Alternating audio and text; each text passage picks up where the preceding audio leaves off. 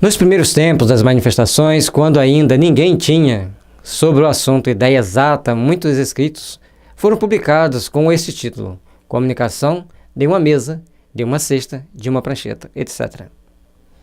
Então as pessoas, ao postar as comunicações, eles diziam como que, ao publicar essas mensagens, eles pegavam e colocavam a forma que ela foi passada.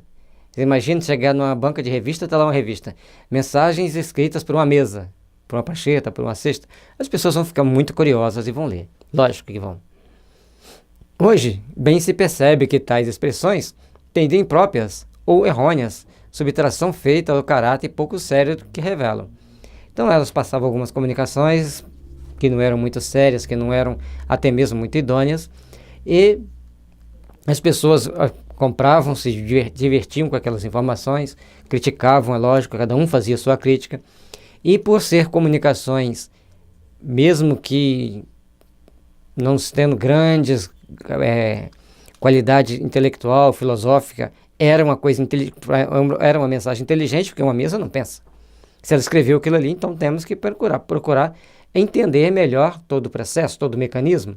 Foi o que Kardec pensou e se dedicou o resto da sua vida a estudar sobre o assunto.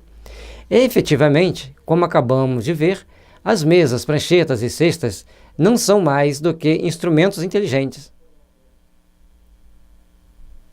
Embora animados por instantes de uma vida fictícia, que nada podem comunicar por si mesmo. Dizer o contrário é tomar o efeito pela causa, o instrumento pelo princípio.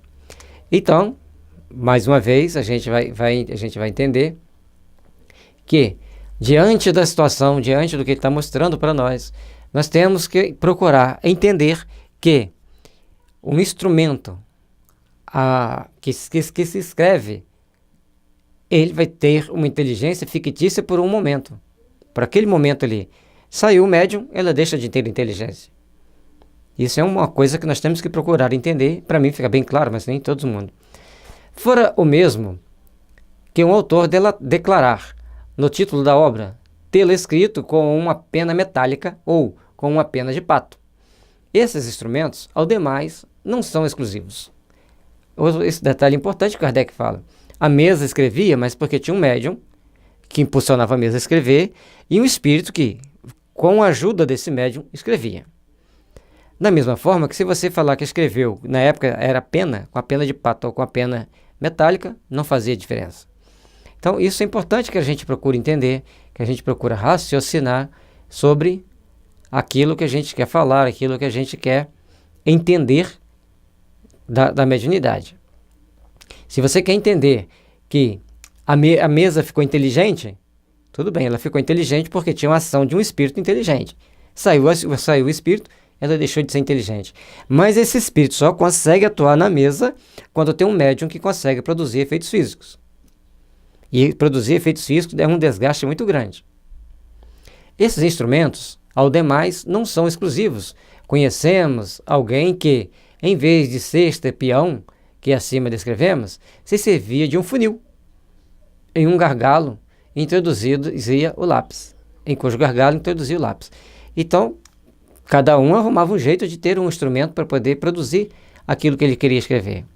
Cada um, ao seu jeito, cada um com a sua criatividade, produzia o resultado. Seja que ele fosse médium e tivesse um espírito para auxiliá-lo, sairia a resposta.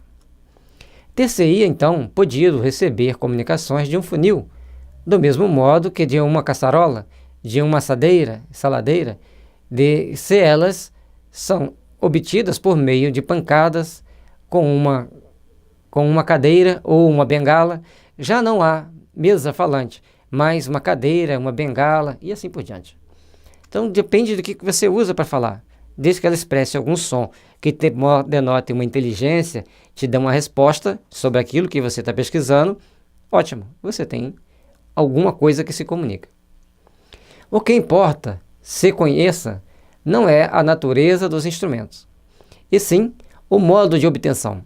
Se a comunicação vem por meio da escrita, qualquer que seja o aparelho que sustente o lápis, e que há, para nós, é psicografia, tipologia, C por meio de pancadas.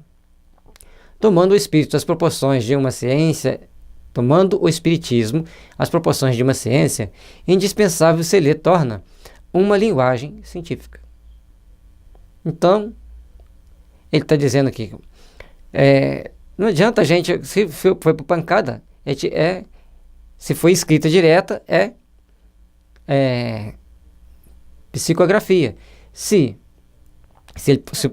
o espírito usa de alguma coisa que ele faz escrever, é psicografia. Se ele dá pancadas, é tipologia. Portanto, nós temos que classificar as informações para ter um caráter científico. É isso que ele está mostrando para a gente. E com isso, terminamos mais esse capítulo.